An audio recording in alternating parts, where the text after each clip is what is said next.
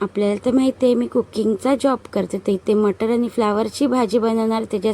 त्याच्याबरोबरच अजून खूप सारे मेनू बनवणार आहे. चला तर आपल्यासोबत शेअर करत आहे. तिथे बटाटे छान स्वच्छ धुवून घेतलेत.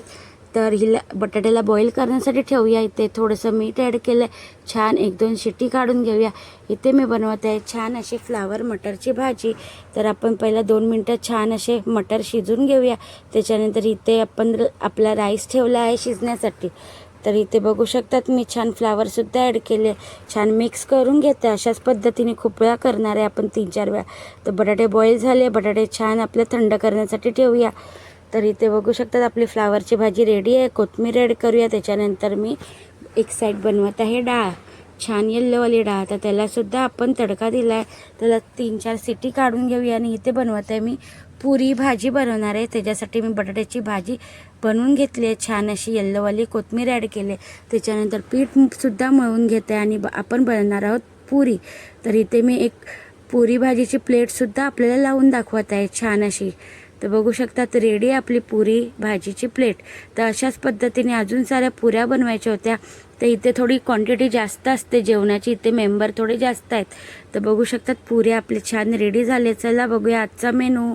तर इथे बनवलं आहे छान फ्लावर मटरची भाजी, येल्लोवाली बटाट्याची भाजीसुद्धा बनवली आहे पुरी भाजीवाली, आणि स्टीम राईस, येल्लोवाली डाळ आणि पुरी असा मेनू होता इकडचा. सगळं व्यवस्थित झाकून वगैरे गॅस वगैरे क्लीन करून जात आहे मी जॉबवरती.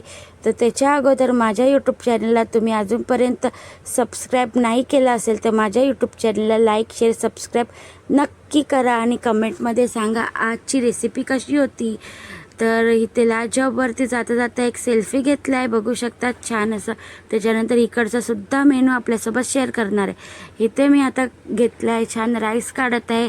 तर इथे एका व्यक्तीचंच जेवण असतं, तर क्वांटिटी खूप कमी असते. तर मसूर राईस बनवायचा होता छान असा. मसूरला पहिलाच मी शिजवून घेतलं आहे थोडंसं, आणि इथे आपलं 1-2 सिटी काढून घेऊया मसूर राईसला. इथे मी बनवत आहे छान असे मेथीचे थेपले.